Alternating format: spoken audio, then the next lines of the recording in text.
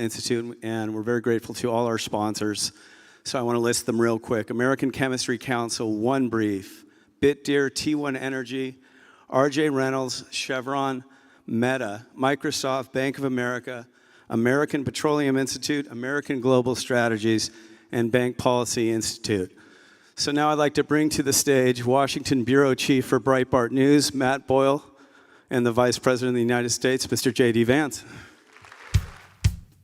I'm American made.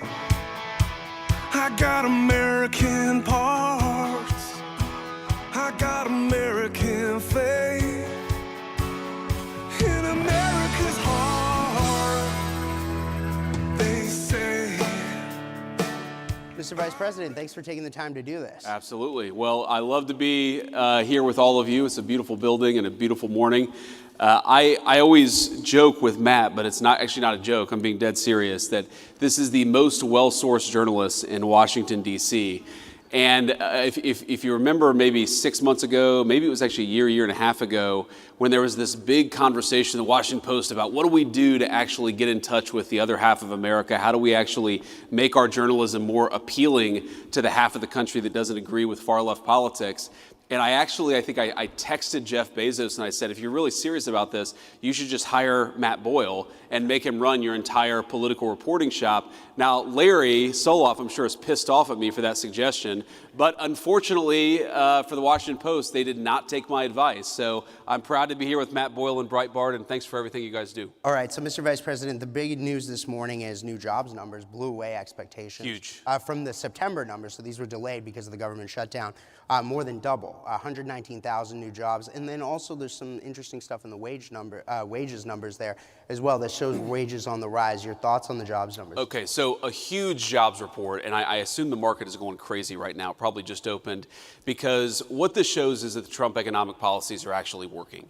And you've got 119,000 new jobs. Economists thought that we would have about 50,000 new jobs, but that's actually just the headline number. If you look below the surface, I think the numbers are actually better. So number one, wages continue to way outpace inflation. If you go back to the 3 years of the Biden administration, the average American worker actually lost about $3,000 of take-home pay. In the first 10 months of the Trump economy, we've increased take-home pay by about $1,200, adjusting for inflation. So that's a huge, huge thing, and this jobs report confirms that. You have the number of manufacturing hours worked in the economy is actually going up. You see the private sector is really driving this economic growth and is driving the job creation. And this is really important, I know, to you, Matt, but really to me. And it's that we are seeing the job growth go to native-born American citizens. And what happened under the Biden administration is, to the extent there was any job growth at all, if you looked at the data, almost all of the net job creation in the United States under the Biden administration went to the foreign-born. Now, of course, some of those people are legal immigrants to the United States, but that means that a lot of the job creation was actually going to illegal aliens who shouldn't have been in our country. The best thing that you can say about the Trump economy is that American jobs are going to American workers for a change, and that's the thing that I'm proudest about with these numbers. Right, so now another big story is that last night President Trump announced that tomorrow he's going to be hosting a meeting with the New York City mayor-elect Zohran Mamdani. He calls him communist. I might have he's a not wrong tomorrow. about that. But anyway, point is that the Mamdani's rise can be attributed to his, everybody's, the new buzzword, if you will, is affordability, Sure. right? Like, so how do we, people out there feel like they're, the economic situation isn't that great. Look, we're 10 months to the day here since the inauguration. But they want to see more. They want to see more action. We've seen a lot of steps you guys have taken. A lot of people are putting a lot of faith in what Secretary Besson is saying, that the first half of next year the economy is going to boom because of the policies you guys have enacted. What's your message to those out there who feel like that they haven't seen that gain yet? Yeah, well, first, Matt, the government shutdown didn't help, to be clear. And I do think that actually pumped the brakes a little bit on all the great economic news that we were seeing. And look, the Democrats, our attitude was, why are the Democrats doing this? They're the party of government. Why are they shutting down the government? For 10 years, they said to shut down the government is an act of economic terrorism on the United States. And it's sort of a question that answers itself, because I think that they were so worried about what the Trump administration is doing that they were willing to blow the whole thing up, hold a gun to the head of the American economy in order to get what they want. And that's going to cause a little bit of damage, but I think it'll be ultimately very, very minor because we were able to get the shutdown wrapped up. And I guess my message to the American people who are still feeling like things are unaffordable, who are still feeling like things are rough out there is look, we get it and we hear you and we know that there's a lot of work to do. There's a lot of wood to chop because the Biden administration put us in such a very, very tough spot.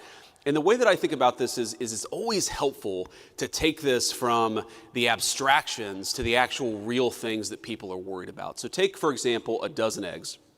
I'll never forget this. It was one of the very first, maybe the single first press conference that the president had done since he had started his second term. And some reporter, probably from ABC, yells at him and says, "What have you done about the price of eggs? The price of eggs are up 300% over the past 3 years." And it's like, it was January the 23rd. It's like, what do you mean, what have we done in 2 days? It's going to take a little bit of time to fix that problem. And so if you're an American who's just struggling to get by, you work hard, you pay your taxes, you want your kids to have good opportunities, and the price of eggs goes from $2 a dozen to $8 a dozen under the Biden administration, and then under the Trump administration, it goes from $8 a dozen to maybe $6.50 a dozen. Well, to you, that is still a major problem. And even though we've made incredible progress, we understand that there's a lot more work to do. And the thing that I'd ask for the American people is a little bit of patience. This economy was not harmed in 10 months. It took a deliberate 4-year administration that was making life harder for everyday Americans, that was importing foreign workers instead of giving jobs to American workers, that was overregulating, overtaxing, overspending. They were doing everything wrong. And as much progress as we've made, it's going to take a little bit of time for every American to feel that economic boom, which we really do believe is coming. We believe that we're on the front end of it, but we also recognize that we've got a lot of work to do to undo the damage that Joe Biden did to the American economy. And the last one I'll say, Matt, is let's be honest, it's not just Joe Biden. As much as I think Joe Biden was one of the most disastrous presidents of American history, we had a policy in this country for 40 years of shipping American jobs overseas and hiring foreign workers instead of American workers. That has caused the economic stagnation of the American middle class. There was one bright spot in 40 years, and that was the first Trump administration, and there is going to be a massive exception to that 40-year trajectory of American decline, and that's the second Trump administration. We just got to keep it going. Right. So now we're a year removed from you and President Trump winning a massive electoral victory in November 2024. And we're just a couple of months since our friend Charlie Kirk was brutally murdered by a radical leftist. But at the same time, we are seeing some, whether it's inside Congress, outside Congress, some divisions in the MAGA movement. And I get it that there's this issue, that issue, whatever. What would be your message to how to reunify this movement for the fights ahead, whether it's the midterm elections, 2028 and beyond? Yeah, I mean, I think that we have to remember that we have a lot more in common than we do not in common, and that the disagreements that animate the Republican Party, while they matter and they're important, I think these debates should happen. They should happen in podcasts and they should happen in the media. They should happen on the op-ed pages. It's totally reasonable for the people who make up this coalition to argue about what our foreign policy should be, what our specific tax policy should be, what our housing policy should be. I mean, I had a meeting just yesterday that was focused in the West Wing about how do we get housing more affordable for young Americans because of all the things that got completely out of control under the Biden administration. You had homes that doubled or tripled in price depending on the geography in 4 years under the Biden administration. We've got to solve that problem for our young people so they can afford to buy homes, start families, and actually build their own American dream. So I think my attitude is let these debates play out. But don't let the debates that we're having internally blind us to the fact that we're up against a radical leftist movement that murdered my friend a couple of months ago and that would throw many people in the Trump administration in prison, not for doing anything illegal, but for not following the far left's agenda. That is the real opponent here. A political movement in this country that has no animating principle, that has no agenda for the American people. Their sole obsession is to take down Donald Trump. and anybody who helped Donald Trump govern. Focus on the enemy, have our debates, but focus on the enemy so that we can win victories that matter for the American people. That's my message. Right. So now, one of the things that powered your guys' victory, I think, a year ago was a political realignment in this country, where we're seeing working class people shift to the Republican side, and the Democrats, frankly, are becoming the party of the rich. There was a new report that our partners here that put on this event, CGCN, published a couple of weeks ago called Class Dismissed 2. And in this report, they go into detail about how some of the numbers on this political realignment. 75%, more than 75% of the top 30 income congressional districts are represented by Democrats now. That's a totally new thing. The last 3 presidential elections, the Democrats' counties were represented more than 60%, in the case of the 2020 election, more than 70% of aggregate GDP in this country. President Trump won counties 30-something% in each of those elections. So your thoughts on what we're seeing now with this political realignment and some of those statistics? So let me say a few things, Matt. So first of all, I think that part of what you see as division in the Republican Party is a consequence of this realignment. We have a new governing coalition. We have a new political coalition.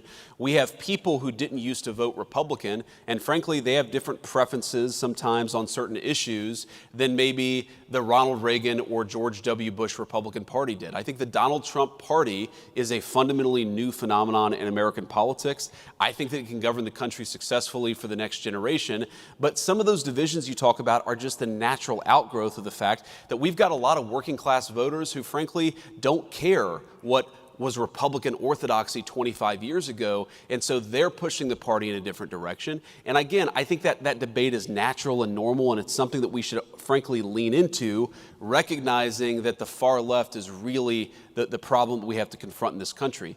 The second thing that I'll say about it, Matt, is I think it's a great thing.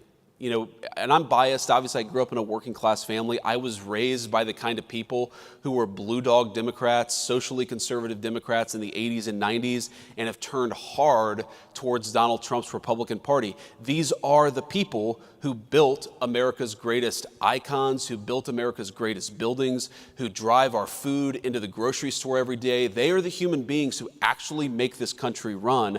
I'm proud of them, and I want to keep the Trump coalition together. That's one of the things that we have to do in 2026. And this is my third point, and this is tough, because one of the things that was true of the Democratic coalition in, say, the 1990s is that because the Democratic coalition in the 90s was more upscale, they showed up, the Republican coalition in the 1990s was more upscale, they showed up in midterms. So Republicans tended to do a little bit better in midterm elections in the 1990s than, say, Republicans do today. And that's because while these working class voters are great, they're also people who don't necessarily show up to vote in the midterms all the time.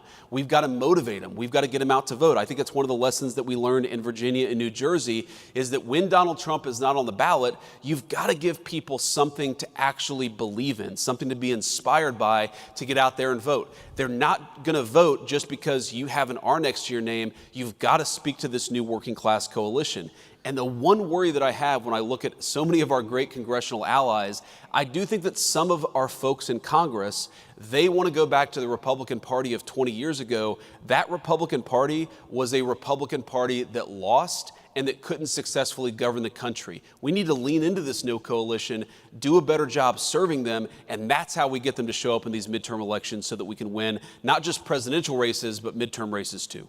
Right. Okay, so you mentioned George W. Bush at the beginning of that answer. Now, there's a lot of news going on out there. Today is a somber day for the Bush family and for your predecessor, former Vice President Dick Cheney, who passed away. Today's his funeral. So I wanted to see if you have any thoughts on or message to the Cheney family. I know there was some misreporting out there about whether or not you were invited to that or whatever, but outside of that, there's also another big report that came out a couple of days ago about how George W. Bush and the people around him are plotting for retaking the Republican Party from President Trump and you down the road and going back to the old way of doing things. I guess they don't like to win, but the point is that that's out there. So any response to that as well? Well, first of all, my condolences go to Dick Cheney and his family. Obviously, there are some political disagreements there, but he was a guy who served his country. We certainly wish his family all the best in this moment of grieving. On the issue of George W. Bush, I mean, look, as you know, Matt, I don't put stock in any story that doesn't come from Matthew J. Boyle at Breitbart News, so this could be totally fake news. But I definitely think, and you already see this, you saw this in 2020, you're going to see it in 2025 and 2026, there is an effort to try to wrest control of the Republican Party away from the voters and away from the coalition that really delivered the big victory in 2024. I think it's a huge mistake. Look, the American people don't want stupid wars and America's jobs going overseas and wide open borders.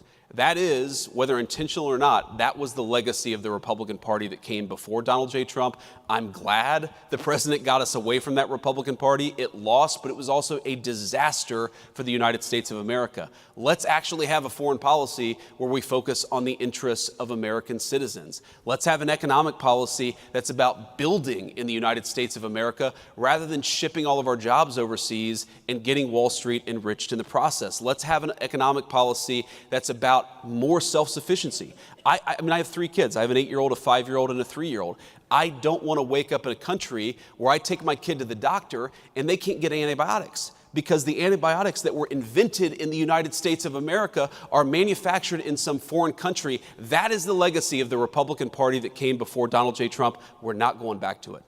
Okay, so now you mentioned the foreign policy and the deals that we're seeing around the world. One of the things that's been the hallmark here of President Trump's second term, again, we're 10 months to the day since the inauguration, has been these deals. We were going to try to do this event last month, but I know you got called over to Israel on the Gaza deal. Sure. So give us kind of and by the way, we have in the audience here today, I know that there are ambassadors from at least 2 places. The European Union ambassador and the Taiwanese ambassador are here. Walk us through how President Trump has approached these various big picture deals, because I mean, he's got more than, I think, 85% of world GDP now in trade deals. Sure. With the United States, and I lost count of how many peace deals he's done this year. Yeah, well, greetings to the ambassadors. We're thrilled to have you, of course, and greetings to everybody else, including even the fake news, who I'm sure is reporting there in the back. There's a lot of fake news back I'm here. sure they're all lined up. I'm sure there are. I can see their fake news eyes peering up at me, I'm sure, ready to misreport everything that I've said today. But no, we love you guys too. Kind of. So here's the thing about the president's negotiating style. And I actually, we were a little delayed because the president called me right before I got on stage just about one of these deals that we're working on. And what I love about it is that it's never enough, right? And so you bring him a deal and, he sort of asks for this, this, and this. We want this tariff rate. We want this country to drop their tariff barriers. We want this country to drop their non-tariff barriers. And you say, I'm never going to be able to get that done. And then you get it done and you bring it to him and he said, well, I want 3 other things too. Because his attitude is he wants to get the best deal possible for the American people.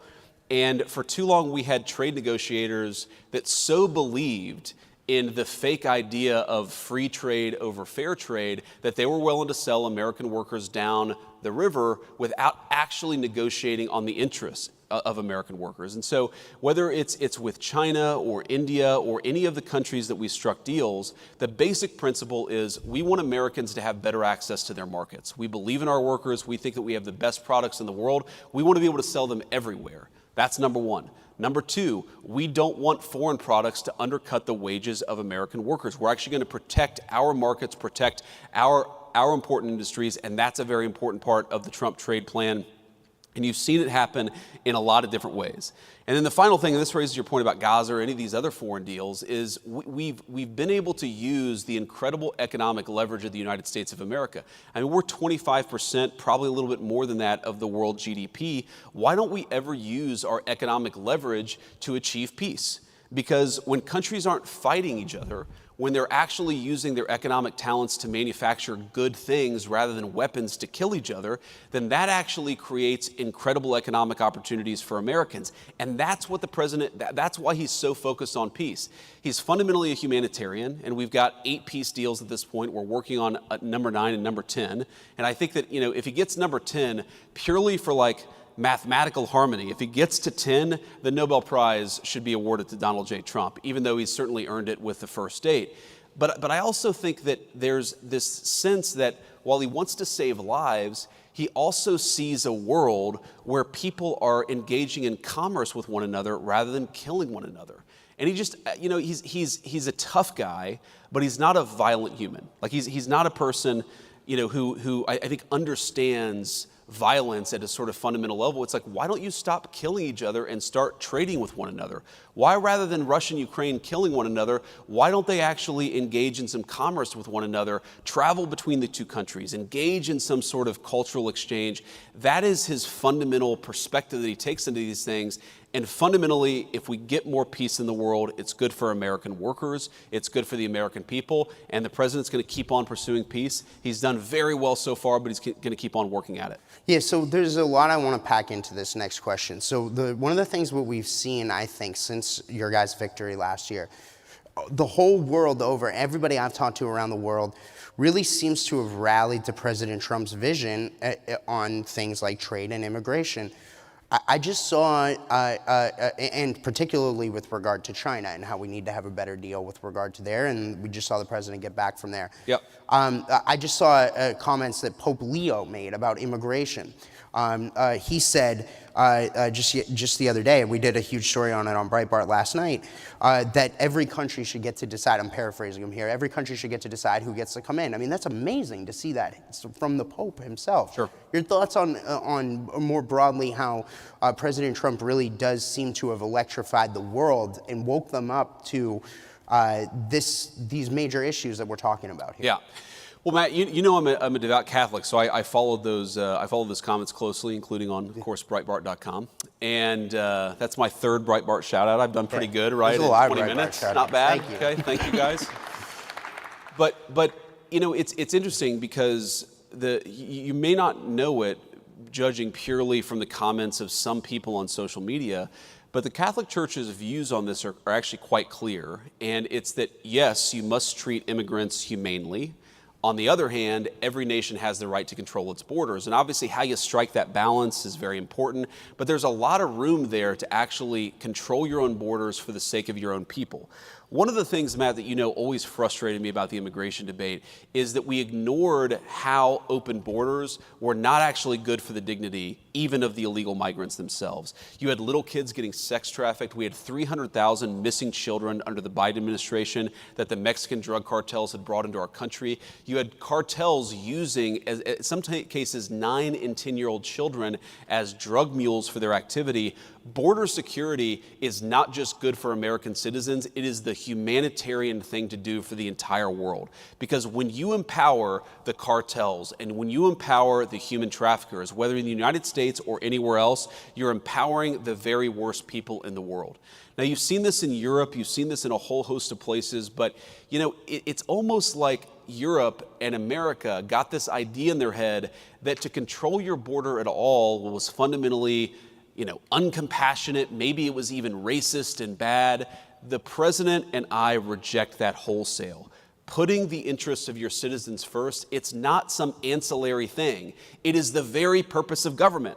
I am the American vice president. I wish very good things for the people of Mexico or the people of the United Kingdom or the people of any other country. But my priority, my charge is to look after the people of the United States of America. And you cannot do that if you're flooding the country with a ton of illegal immigrants and the drugs and the crime that they bring. Yeah, so the last question I've got, please give him applause for that one. That's incredible. Okay, so Mr. Vice President, the last question Even the Washington Post applause. I know, I think they did. So I got fired.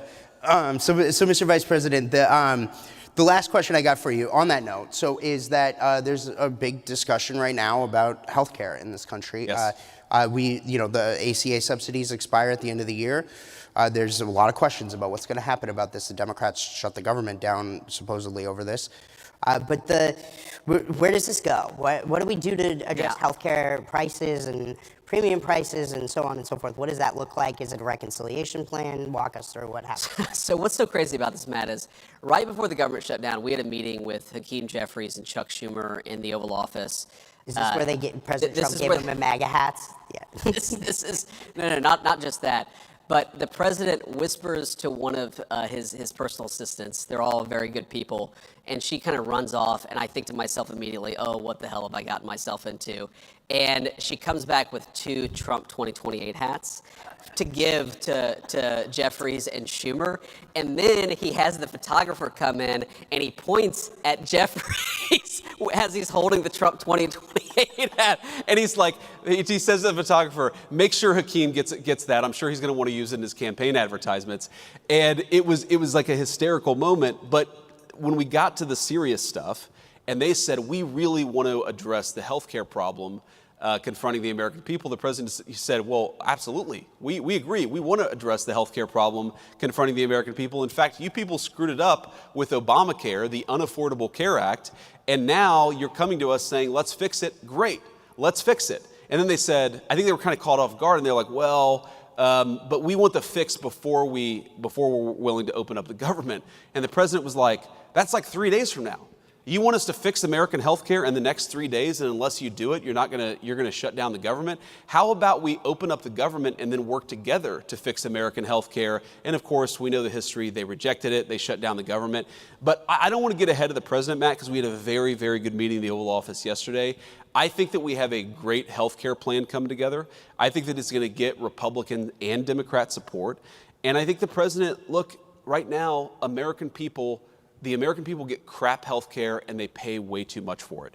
You have people who are paying thousands of dollars a month in premiums for a family of 4, a family of 5, and the access to health care is really low. This system is broken. The Democrats broke it, but who cares? We're going to work together if they're willing to fix it. And the interesting thing, Matt, is, people say, and this is one of the things I love about the president, people come to the president and say, no, don't talk about health care. That's a graveyard for Republicans. Republicans always lose on health care. And the president's like, I don't care about the politics of it. This system is screwed up for the American people. We need to fix it. So let's go and do it. Politics be damned. I love that. That's leadership. And that's exactly what we should want coming from the White House. Mr. Vice President, really want to thank you for taking the time here. Thank you, Matt. Good to see you guys. Yeah. Thank you. I'm American Bye, man. Thank you. made. I got American